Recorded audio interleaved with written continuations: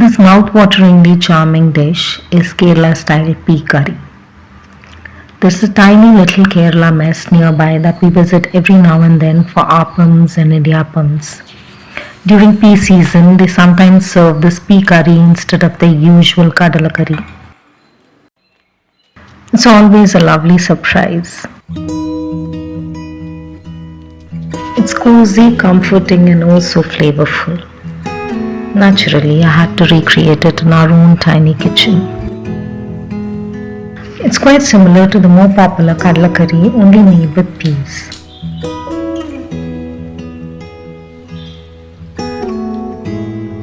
First, the peas need to be cooked. I let them steam for about 10 minutes until they're tender but still hold their shape.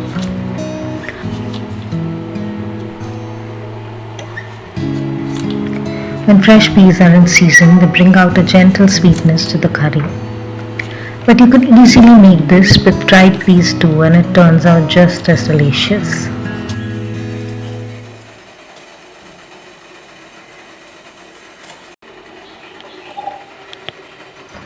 The flavors have a restrained sophistication. The curry base is mainly coconut, fennel, and shallots, which give the dish a beautiful body and a rounded flavor.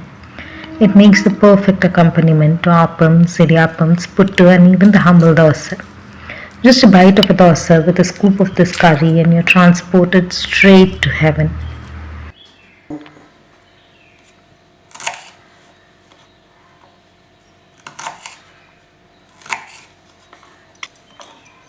Another important step is making the masala paste.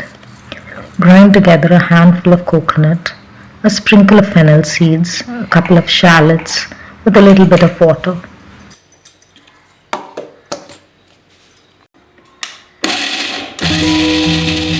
And just like that, we're halfway there.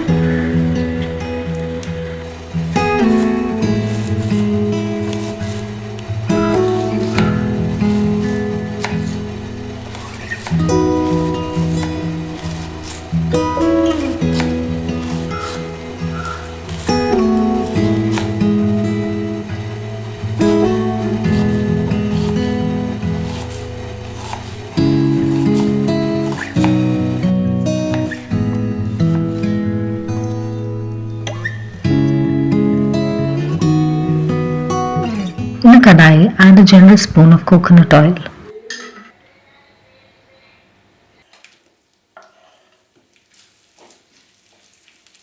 Scatter in some sliced onions and a sliced green chilli and saute them gently.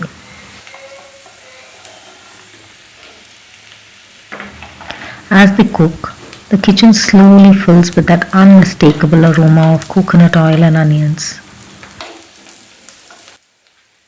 Once the onions turn lightly golden, add a chopped tomato. A dash of turmeric goes in as well. Let the tomatoes cook down slowly until they become soft and mushy.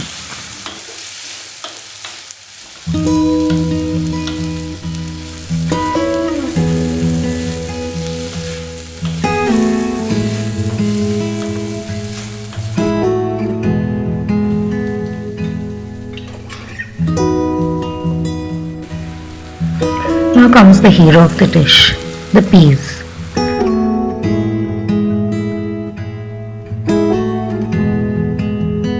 Then add the coconut paste along with a little water to reach the desired consistency.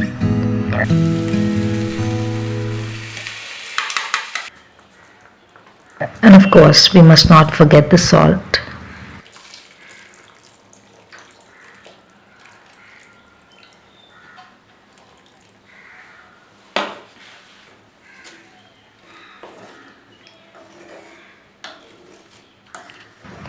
Let it simmer gently. Finish with a light sprinkle of garam masala, then turn off the heat.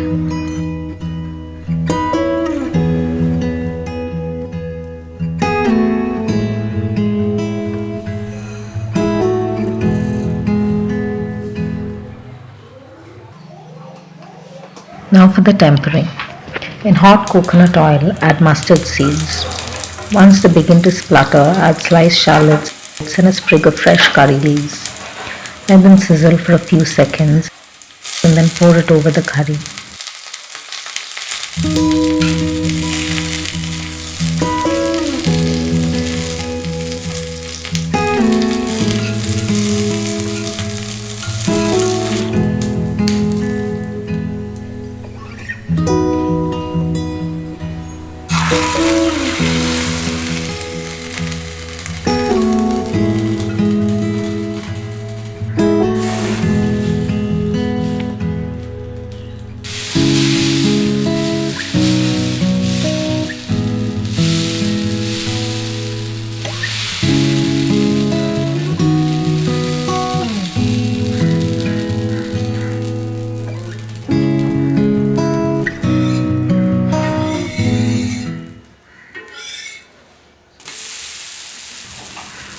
I had some batter at home, so I paired it with soft, fresh dosas.